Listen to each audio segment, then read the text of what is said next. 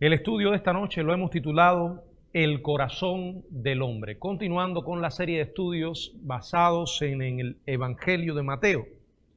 Padre, gracias por tu palabra, gracias porque en ella tú hablas a nuestras vidas. Ahora te pido, Señor, que tú nos guíes, Señor, con tu espíritu a poder escudriñar las verdades que contiene la Biblia, Señor. Danos un corazón humilde para obedecerla y que tu espíritu, Señor, nos ilumine en esta hora. En el nombre de Jesús. Amén. Bueno, se calcula que desde el primer buenos días hasta el último buenas noches, la persona promedio participa en 30 conversaciones diarias. Bueno, y si se trata de una mujer, muchas más. Cada día sus palabras podrían formar un libro de 50 a 60 páginas, el equivalente de más de 100 libros de 200 páginas anualmente cada persona. O sea, somos seres que nos comunicamos y nos comunicamos en abundancia. Por eso no nos extraña que inmediatamente después que Jesús enfrentara a los fariseos por su religiosidad vacía, por su hipocresía permanente y por haber llegado al punto de blasfemar contra el Espíritu Santo, que Jesús inmediatamente después abordara el tema de la lengua. Las palabras más autocondenatorias alguna vez dichas las acababan de pronunciar estos dirigentes religiosos que acusaron a Jesús de echar fuera demonios por el poder de Belzebú, o sea, por el poder del mismo Satanás, como vimos en el estudio anterior. Ahora el Señor hace una de las advertencias más alarmantes y en el proceso expone la verdad respecto a la naturaleza del corazón humano. Estos versículos giran en torno a la verdad de que lo que tenemos dentro lo vamos a exponer a través de nuestras palabras. Vamos a ver, y el Señor lo dice aquí, que de la abundancia del corazón habla la boca. Una persona no puede vivir engañando a otros sin exponer en realidad su ser interior. Va a llegar un momento, quizás cuando menos lo esperamos, esa persona expone quién es en realidad, porque indudablemente lo que tenemos dentro va a salir afuera. El Señor comienza este importante tema usando una pequeña parábola, la parábola del árbol y su fruto. Dice el verso 33, o haced el árbol bueno y su fruto bueno, o haced el árbol malo y su fruto malo, porque por el fruto se conoce el árbol. O sea, Jesús inicia aquí la advertencia con una parábola pequeña, corta, con el propósito de ilustrar una máxima obvia, una verdad. Y la parábola se trata del árbol y de su fruto correspondiente. El Señor dice, un árbol bueno produce fruto bueno. Un árbol malo produce fruto malo. Usa este elemento de la naturaleza para ilustrar una verdad espiritual acerca de el interior humano, el corazón del hombre, exponiéndolo a través de sus palabras. Lo que Jesús en realidad estaba diciendo era algo como esto. Ustedes tienen que adoptar una posición en cuanto a mí y en cuanto a mi obra. O soy malo y hago obras malas, o soy bueno y hago buenas obras.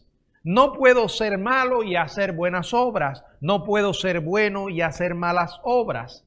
Si hago buenas obras es por el poder de Dios. Y si hago malas obras es por el poder de Satanás. Porque Dios no puede hacer nada malo. y Satanás no puede hacer nada bueno. Bueno, esa es la parábola.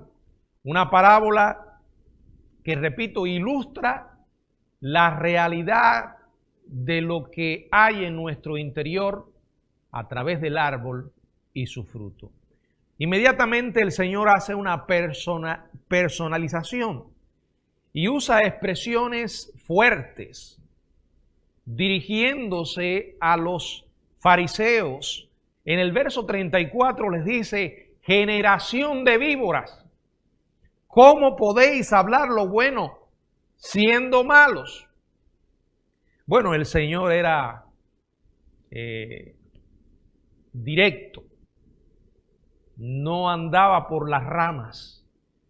Y estas personas una y otra vez habían estado distorsionando la verdad de Dios, habían estado confundiendo las almas, y el Señor no permitió esto. Aquí los expone tal como son. Los llama con el término fuerte de víboras. Aquí cambia la metáfora y va directamente a aplicar ahora esto a los fariseos. Ya les había dicho, ustedes son infinitamente más perversos que un grupo de árboles malos. Ahora les está diciendo, son una generación de víboras.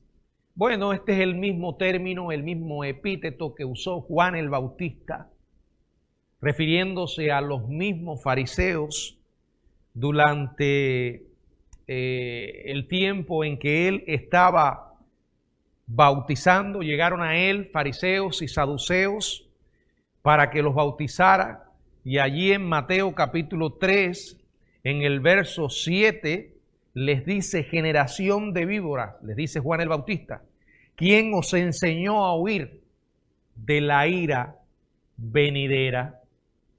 Y Jesús vuelve también, o usa también esta frase en una larga serie de ayes contra los escribas y los fariseos en el templo.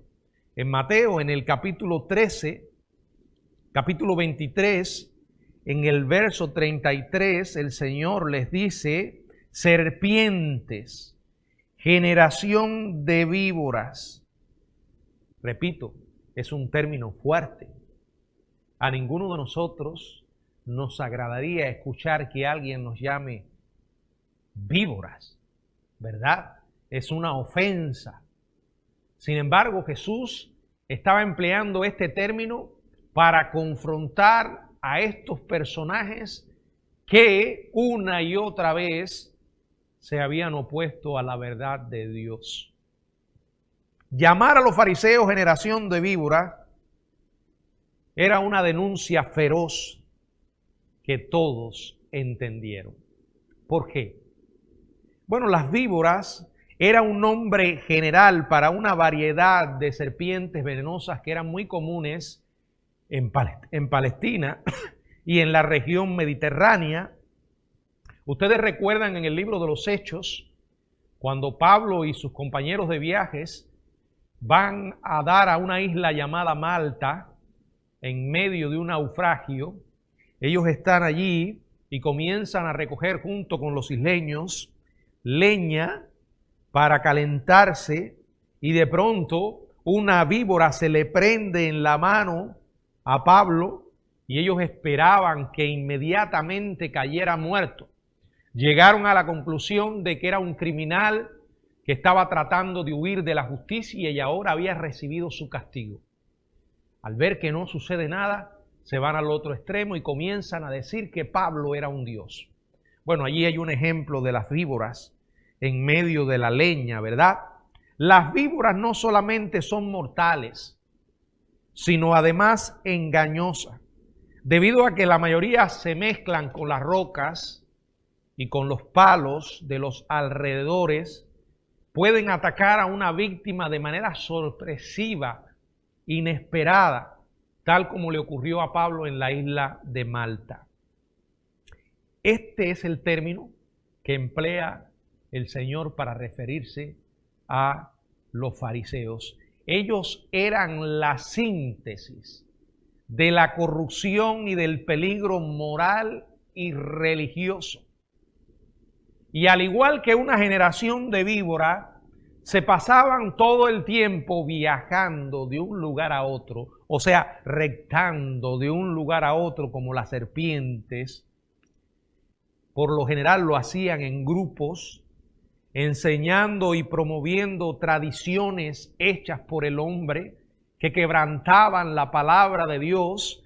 Jesús les dice más adelante en Mateo capítulo 23, en el verso 15, ay de vosotros, escribas y fariseos hipócritas, porque recorréis mar y tierra para hacer un prosélito, y una vez hecho, lo hacéis 2 veces más hijo del infierno que vosotros.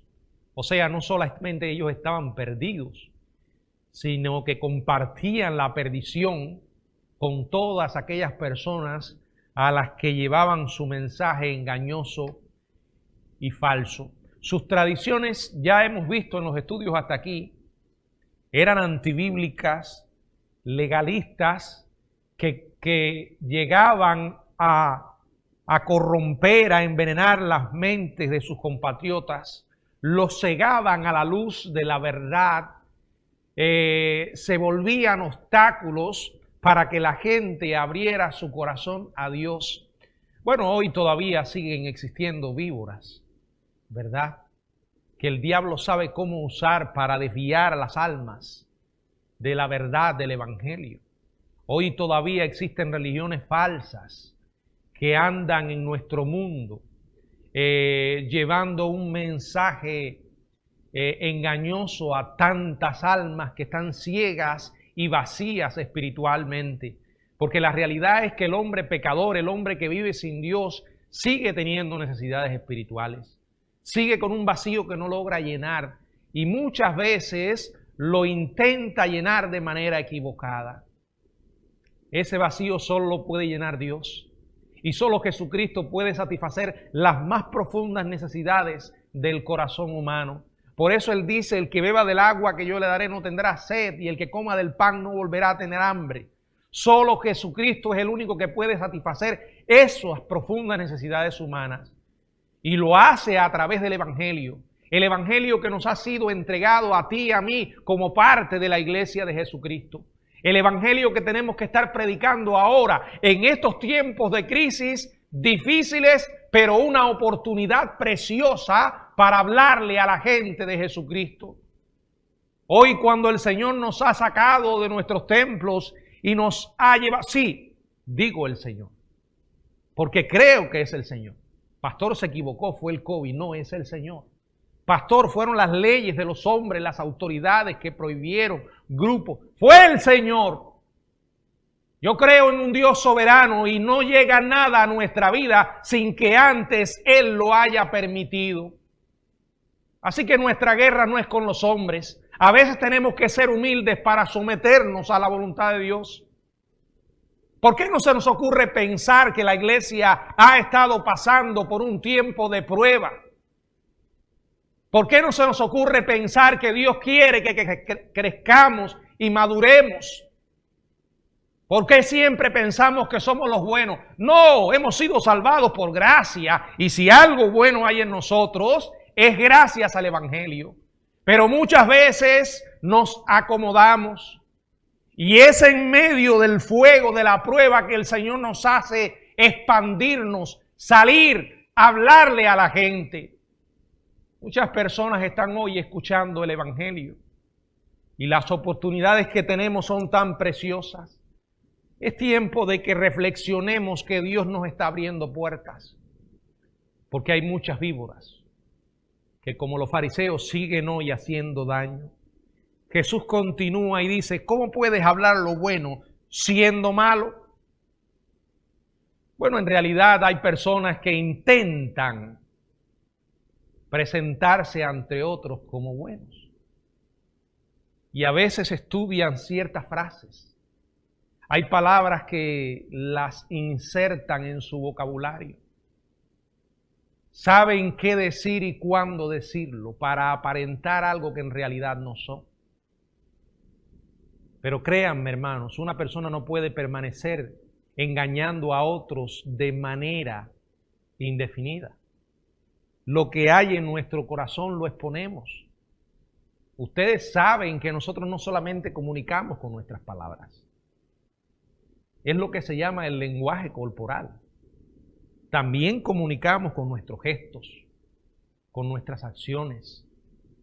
Lo que sucede es que muchas veces le prestamos más atención a lo que alguien está diciendo en lugar de prestar atención a cómo lo está diciendo. A veces nos distraemos detrás de las palabras y no observamos las expresiones.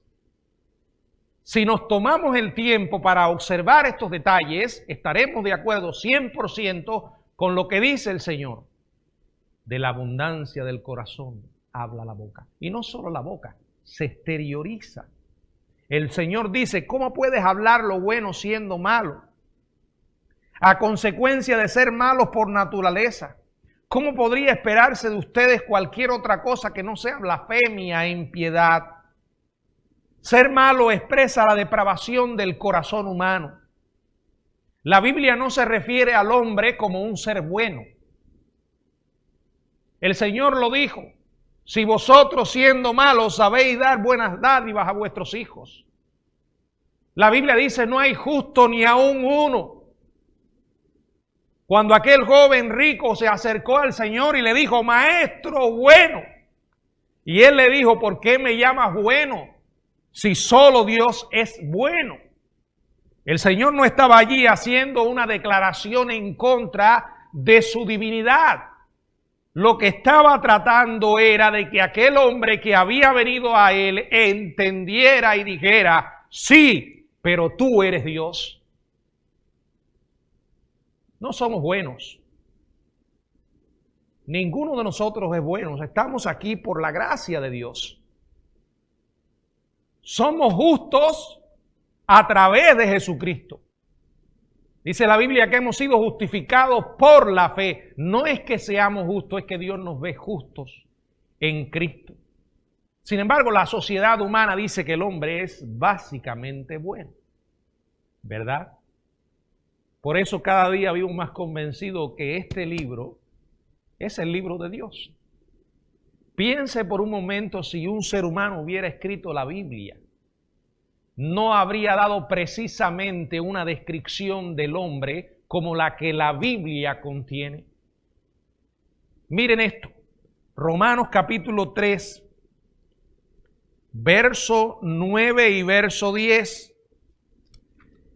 Dice la palabra de Dios, Romanos capítulo 3, verso 9, que pues somos nosotros mejores que ellos en ninguna manera. Pues ya hemos acusado a judíos y a gentiles que todos están bajo pecado. Verso 10, como está escrito, no hay justo, ni aún uno. No importa que te llames justo o que te llames justa, no eres justo. El verso 12, todos se desviaron, a una se hicieron inútiles. No hay quien haga lo bueno, no hay ni siquiera uno. Verso 23, por cuanto todos pecaron y están destituidos de la gloria de Dios. Esto es solo un ejemplo. Hay muchos pasajes de la Biblia, y aquí en Romanos también muchos otros, que presentan un cuadro del ser humano no muy agradable a los ojos del hombre, ni un sonido hermoso al oído humano. Y esa es una evidencia poderosísima de que este libro viene de Dios. Aunque haya sido escrito a través de la instrumentalidad de hombres, fueron inspirados por Dios. El Dios que no tiene que rendirle pleitesía a ningún ser humano. Y el Dios que revela la verdad acerca de nosotros de una manera clara. Una verdad que nos ha estado acompañando desde el principio mismo. Cuando el hombre pecó y con el pecado comenzamos a arrastrar una naturaleza depravada. Precisamente la Biblia nos relata en el libro de Génesis, en el capítulo 6, en el verso 5, y vio Jehová que la maldad de los hombres era mucha en la tierra, y que todo designio de los pensamientos del corazón de ellos era de continuo solamente el mal. No, esto que usted acaba de escuchar no es una descripción de la sociedad en este siglo XXI. Es una descripción de la sociedad humana al comienzo mismo. Esa misma suciedad, y digo suciedad porque como dice el pastor Nilo, ¿verdad? Esta sociedad tiene más de suciedad que de sociedad.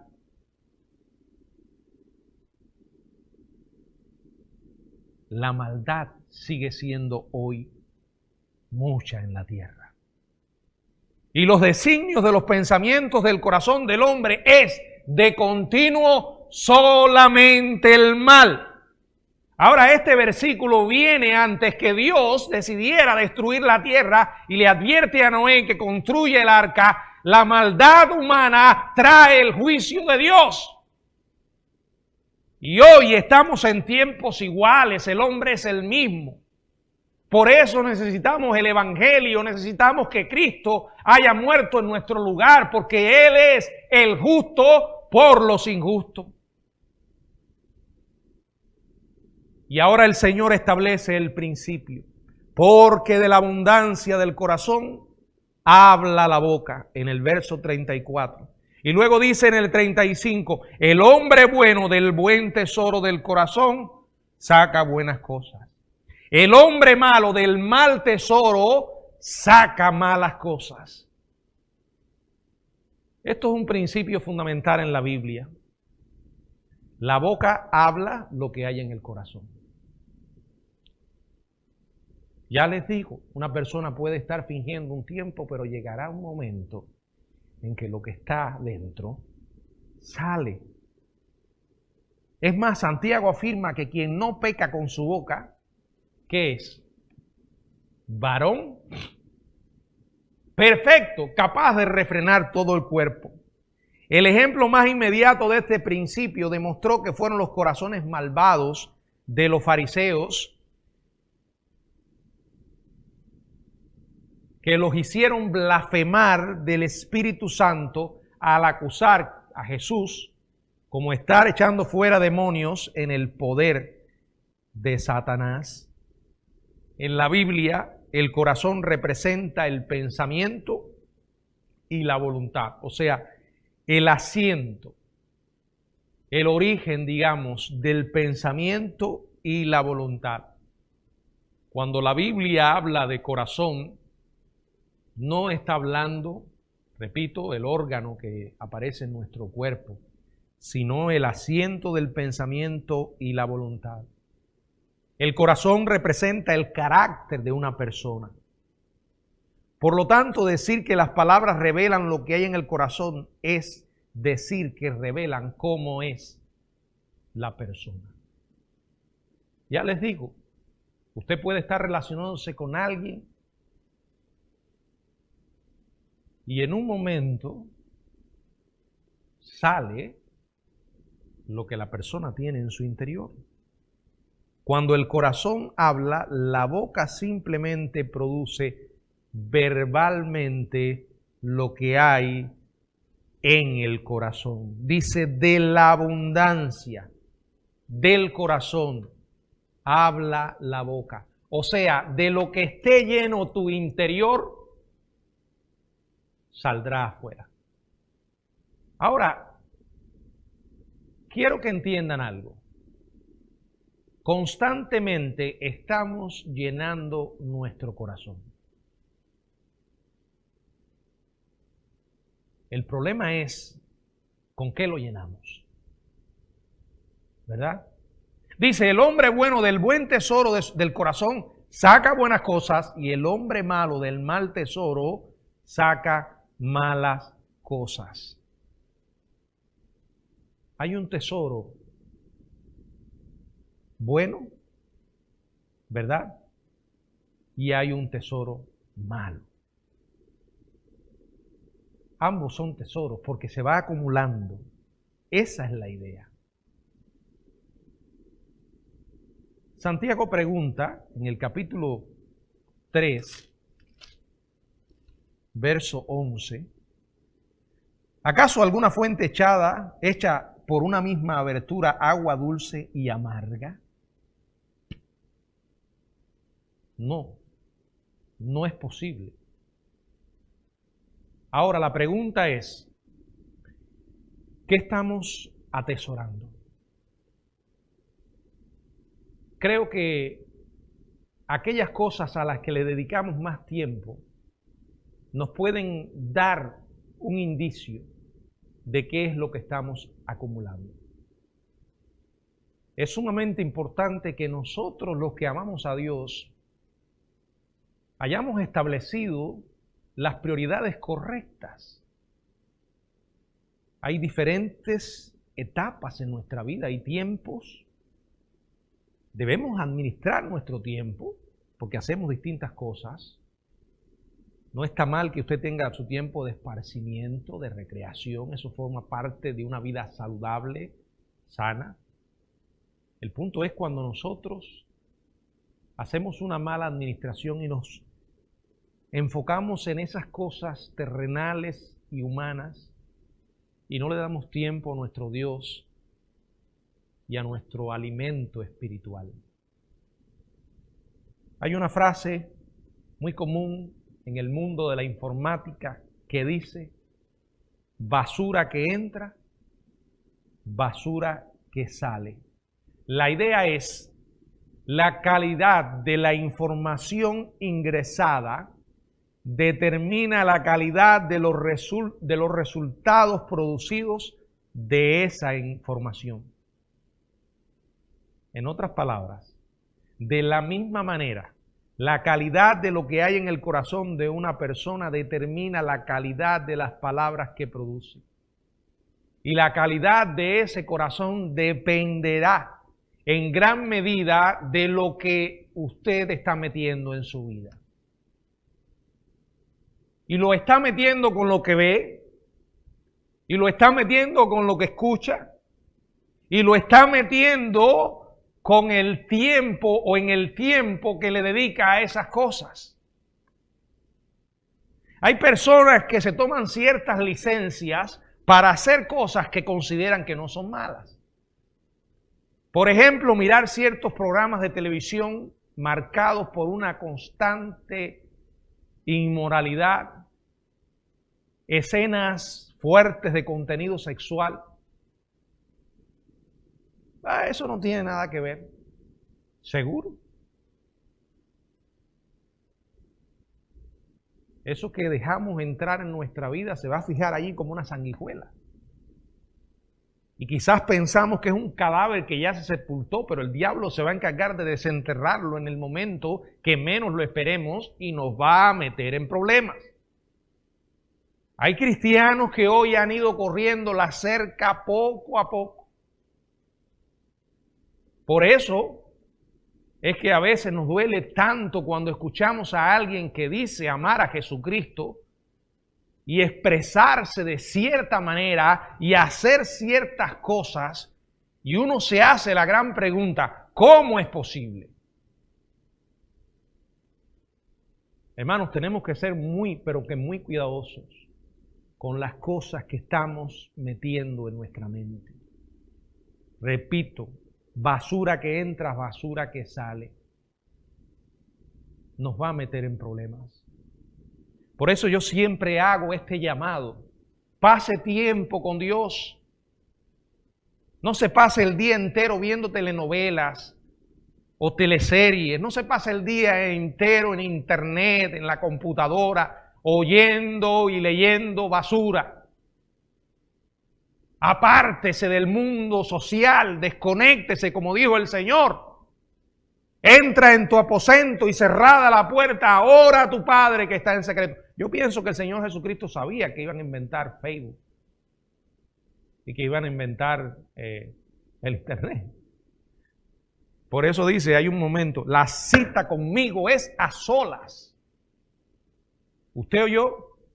A solas. Pero yo quiero edificar a otros. Pero eso no puede ser tu relación con Dios. Tu cita con el Señor es privada, íntima. Cuando abres la Biblia es a ti a quien Dios te está hablando. Yo preparo sermones todas las semanas. Todas las semanas preparo estudios. Pero eso no puede sustituir lo que Dios tiene que decirme a mí, aun cuando pueda hablarme a través de los estudios y los sermones. ¿Y cómo Dios me habla a mí? No, Él no manda todas las semanas un ángel para que tenga una cita conmigo en la oficina. No, me habla a través de su palabra. Y cuando estoy solo, ¿saben qué? No puedo mirar a un lado a otro. No puedo decir, Señor, ¿es para mí? Indudablemente que es para mí. Y es entonces cuando yo puedo orar a Él y poner delante de Él mis necesidades y las del pueblo de Dios. Hermanos, dedique tiempo a cosas que edifiquen. No pierda tanto el tiempo, porque la vida se va y se va rápido. Yo no sé si es que yo me estoy poniendo viejo, ya estoy, pero ¿será que me estoy poniendo más viejo? Y a medida que me pongo más viejo me doy cuenta de que el tiempo cada día es más corto. Mañana es sábado, el pasado mañana es domingo, estoy predicando otra vez, terminamos el domingo y ya vuelve otra vez el viernes. Sinceramente, los días están pasando a toda velocidad. ¿Será que seré yo el único que se da cuenta de esto? Y cada día que pasa es menos tiempo que nos queda en esta tierra para glorificar el nombre de Dios. ¿Qué tesoro tenemos en el corazón? ¿Qué es lo que estamos llenando en nuestra vida? Dice la Biblia en el verso 36, mas yo os digo, que de toda palabra ociosa que hablen los hombres, de ella darán cuenta el día del juicio. Yo cada vez que leo esto, tiemblo y le pido al Señor me perdone. Porque este que está aquí ha dicho muchas palabras ociosas.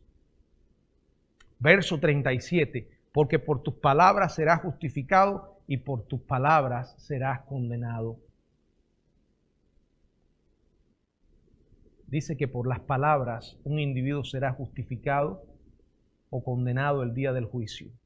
Ahora, quiero aclarar algo. La salvación y la condenación no se producen por palabras o acciones, sino que la salvación se manifiesta a través de las palabras y las acciones. Las palabras que decimos, las acciones que realizamos, son pruebas objetivas y observables de nuestra condición espiritual. En el día del juicio, este tiempo futuro general en que el Señor evalúa quién tiene un sitio dentro y fuera de su reino. Y en esa evaluación se van a incluir las palabras de cada persona. Pero aquí digo algo y aclaro, no somos salvos por buenas obras, pero somos salvos para buenas obras. Efesios capítulo 3, verso 20, capítulo 2, verso 10 dice, para buenas obras, las cuales Dios preparó de antemano para que anduviésemos en ellas. ¿Qué quiere decir? Que una fe auténtica va a producir buenas acciones. Y aquí cabe decir, va a producir buenas palabras. Cuando una persona está perdida, no está perdida por lo que dice o por lo que hace, sino que como está perdida, porque es un pecador, esa perdición la va a manifestar en sus acciones. Pero dice el Señor que cada hombre dará cuenta de toda palabra ociosa, vulgar, cruel, blasfema, La palabra ociosa es una palabra griega que significa argos, o sea que es argo, que significa inútil, estéril, improductivo, sin valor alguno.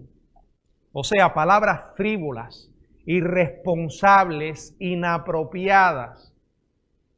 ¿Cuántas veces nuestro lenguaje no está marcado por eso?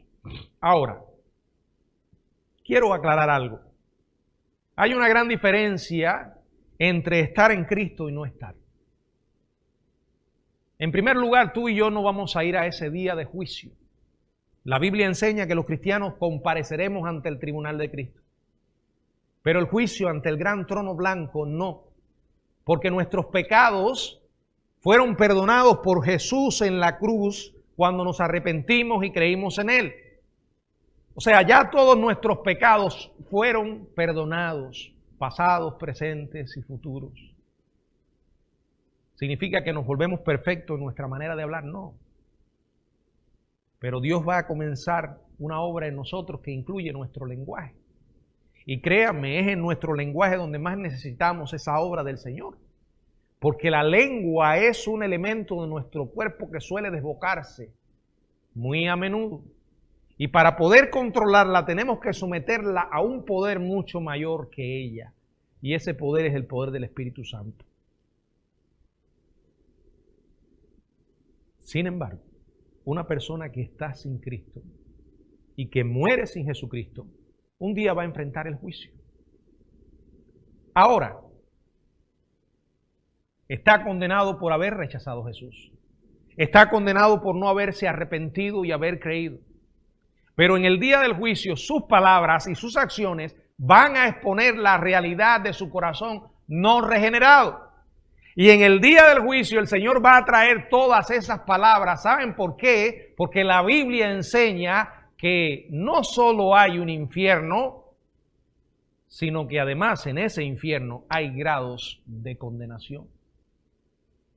Varios pasajes de la Biblia dicen recibirán mayor condenación. Otros pasajes dicen será más tolerable.